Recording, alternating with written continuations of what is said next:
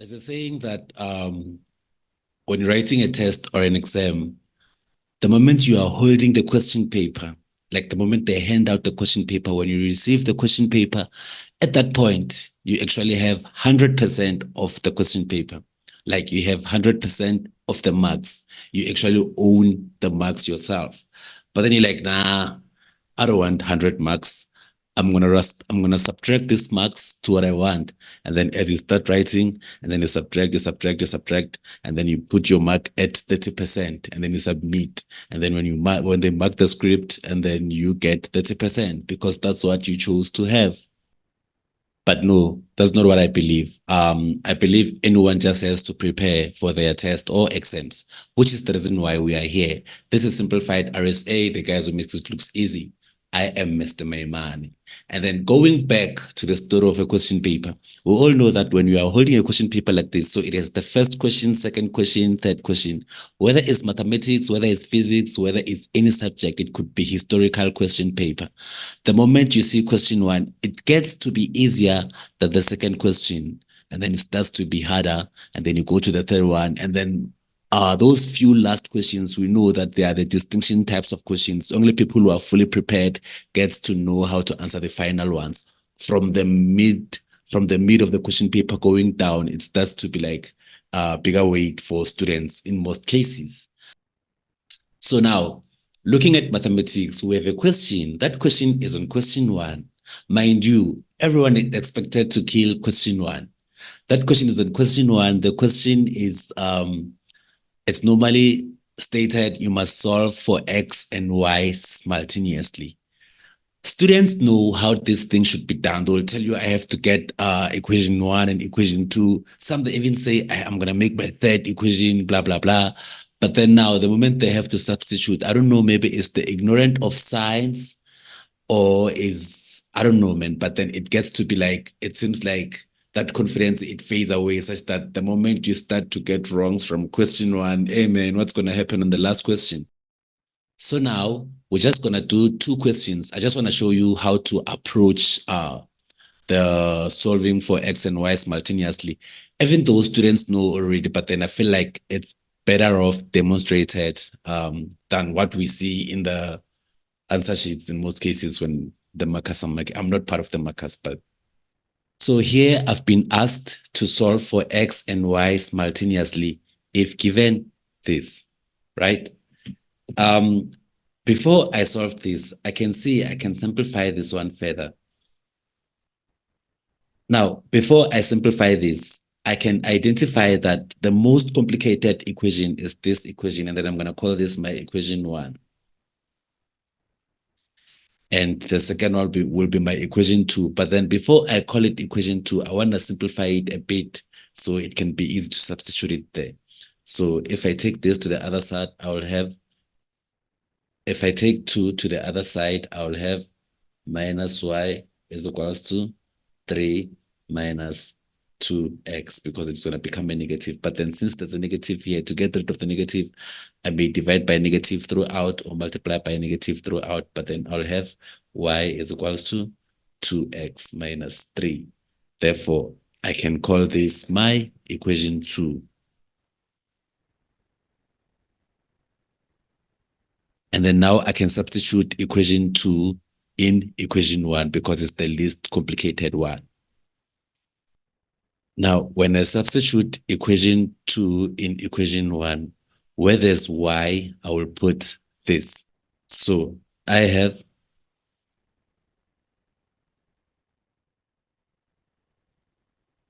will have this, and then simplifying this, it will be x squared plus this times that, it's 10x squared.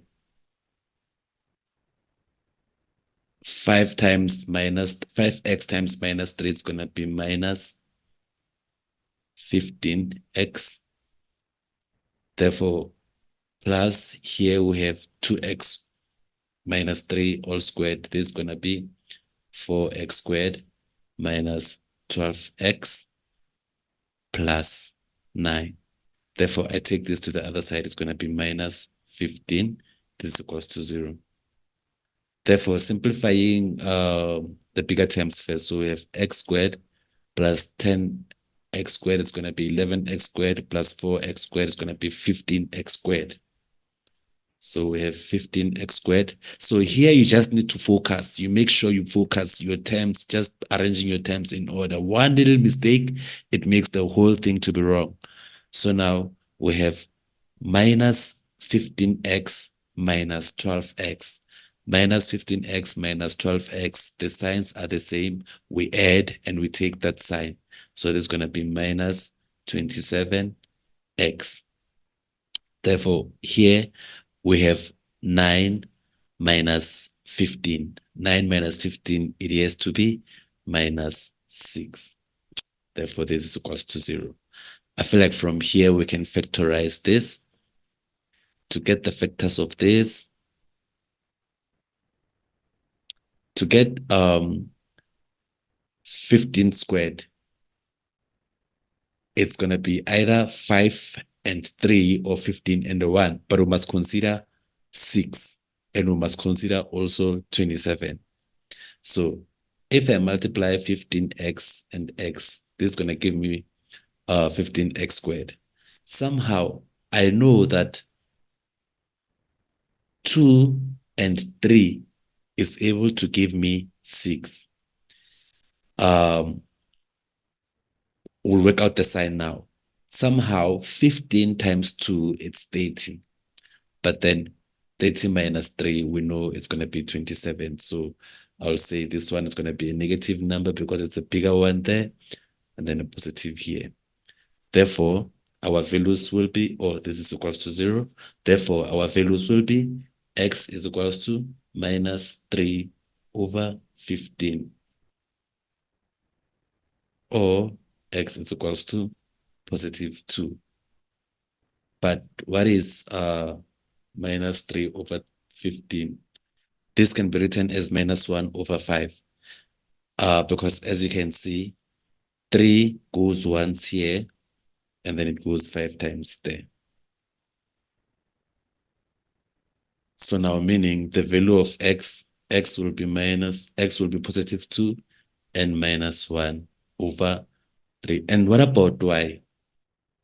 For y, since y is equals to 2x minus 3, we're just going to substitute one value for x there and the other value for x there to get both values of y. So y is going to be 2 minus 1 over 5 minus 3, or y is going to be 2 minus 3.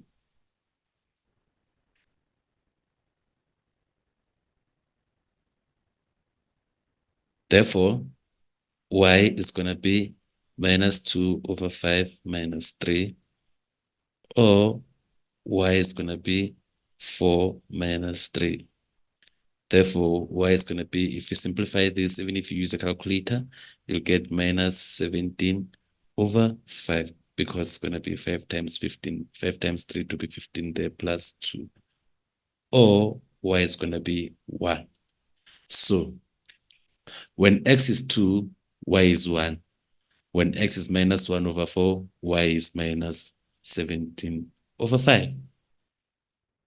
So for questions like this is how you solve for x and y simultaneously.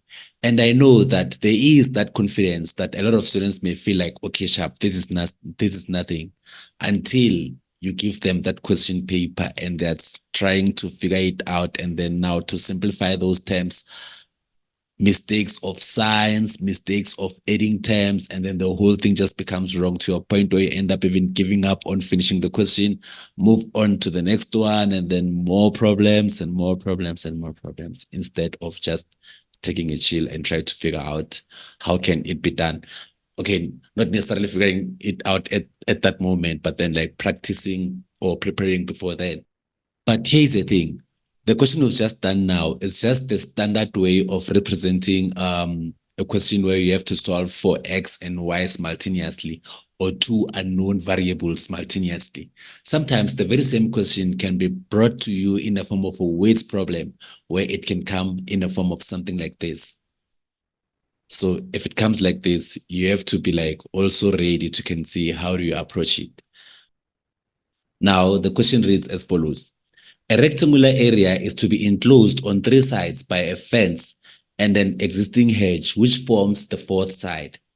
The cost of fencing is 20 rands per meter, and the rectangular area must be 200 square meters. Find the dimensions such that the cost will be 1,160. Okay, fine. So here we have to find the dimensions. The moment they speak about the dimensions, now they are leading us to think of a parameter, because parameter is the sum of all dimensions of a rectangular. So every time you have a question like this, you must know they're gonna give you an area and a parameter and the dimensions of the parameter, or whichever one there, but then one has to be a variable. That's just the summary of this type of a question. So we know it's word problems, yes, but then somehow it has to be broken down. You're going to have the area of the rectangular as well as the parameter of the rectangular, if not the dimensions of the rectangular. So here in these questions, our dimensions of the rectangular, we have X and X on that side, and then we have Y. We're supposed to have the other Y there, but then because of the hedge, they didn't fence that side. So they only fenced it like that. Normally, this is how it would be. So if we have a rectangular object with the width being X and the length being Y, rectangular has equal opposite sides. This side is equals to that side, and this side is equals to that side. So this side is also Y as well, and this side is also X as well. So we say the parameter of a rectangle. The parameter of the rectangle is just the sum of all the dimensions of the rectangle. So it's going to be X plus Y plus X plus Y, which is going to be 2X, because it's two sides of X. X plus X is 2X plus 2Y. This is the parameter of the rectangle, generally in J. And then the area of the rectangle, area is equals to the width multiplied by the length. This is the given formula for area. So parameter area, meaning now we can answer our question. So now on our problem, here's the situation. Our parameter in this case is going to be X plus Y plus X. Therefore, our parameter is going to be 2X plus Y. P is equals to that. And for our area, we know that A is equals to XY, because area is equals to width multiplied by the length. But they did give us the area. The area was given to be 200 is equals to XY. So we already have one equation there. We have to get another equation on our parameter. Like I said, there's always the parameter given in some form of a way.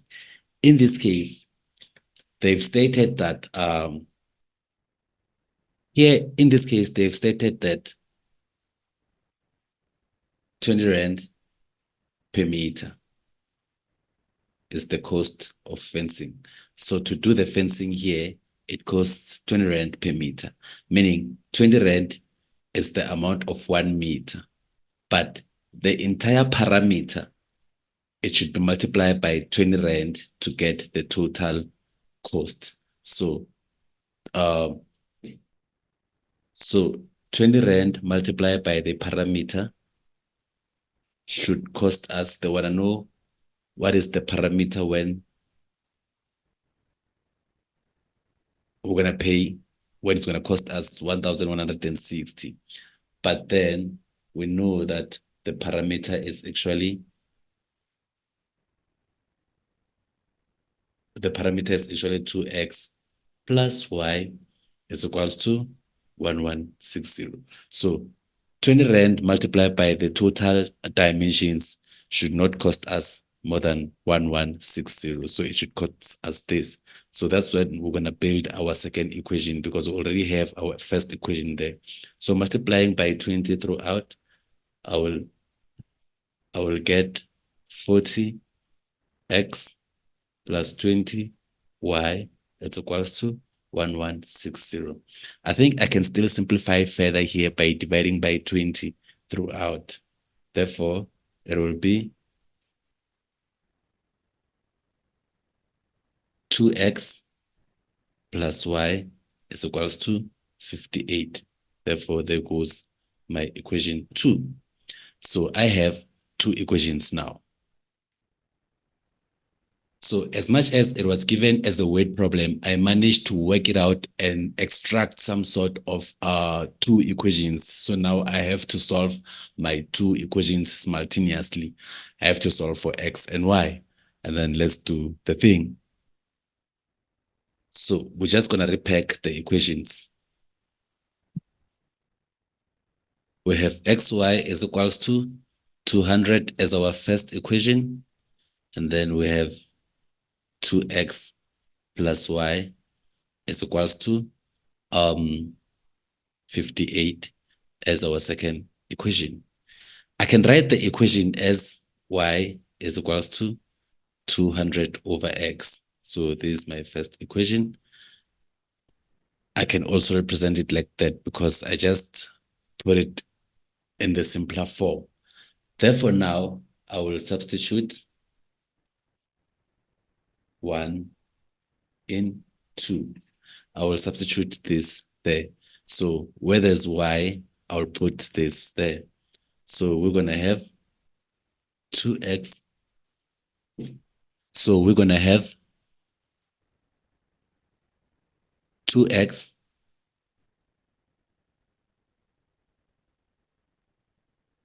plus 200 over x is equals to 58. Now, to get rid of the x, to get rid of the x of the denominator, I'll multiply by x throughout here. So I will have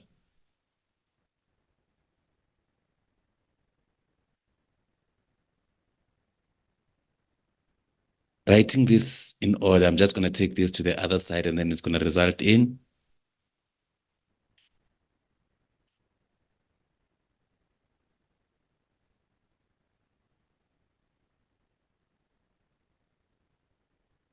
I feel like I can simplify this further by dividing by 2 throughout. So dividing by 2 throughout, I will have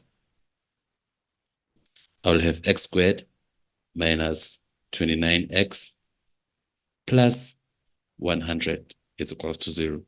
I think at this point we can factorize this to get the factors of this. Gonna be x and x to get 100. So the factors here is gonna be 25 times 4 because 25 times 4 does give us 100 and 25 plus 4 does give us 29. Therefore, our value for x will be 4 or x will be 25. So x is 4 or x is 25. What about y?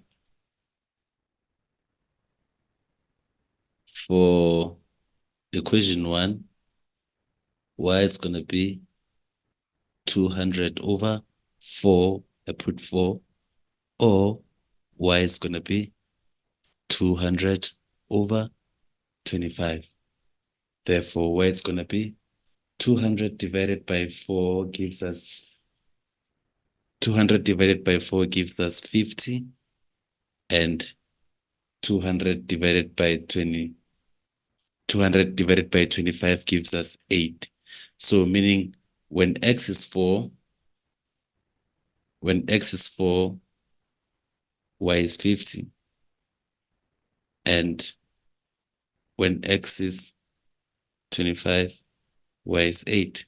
So these are our values for x and y. So for today, this is where we'll end with simultaneous equations. Join us on our next video as we continue simplifying more stuff. This is simplified RSA, the guys who makes it looks easy.